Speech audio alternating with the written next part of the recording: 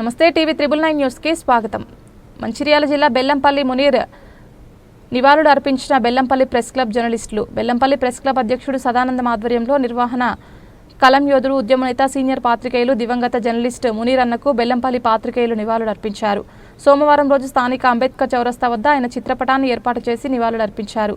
ఈ సందర్భంగా వారు బెల్లంపల్లి ప్రెస్ క్లబ్ గౌరవ అధ్యక్షులు సజ్ను షఫీ మాట్లాడుతూ మునీర్ భాయ్ పత్రికా రంగానికి విశేష సేవలు అందించడంతో పాటు కార్మిక వర్గానికి చేసిన సేవలు గుర్తు చేసుకున్నారు। అనారోగ్యంతో ఆసుపత్రిలో చేరి మృతి చెందిన పత్రికా రంగానికి తీరని లోటని ప్రెస్ క్లబ్ కార్యవర్గం కన్నిటి పర్యంతమయ్యారు।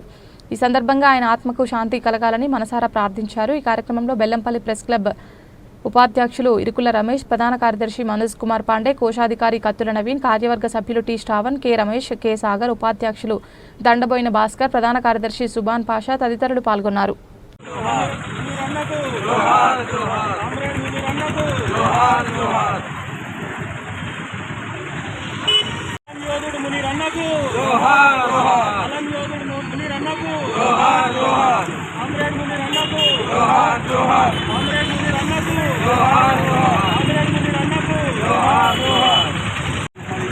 జిల్లాలోని సీనియర్ పాత్రికేయుడైన మునీర్ భాయ్ అకాల మరణం చాలా బాధాకరం। గత 30 సంవత్సరాలుగా పాత్రికేయులుగా ఉద్యమకారులుగా అనేక సేవలు అందించి అనారోగ్యంతో మృతి చెందడం చాలా బాధాకరం।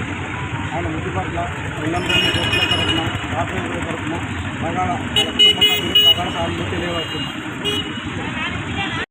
మునీర్ అన్నకు కలం యోధుడు మునీర్ అన్నకు కలం యోధుడు మునీర్ అన్నకు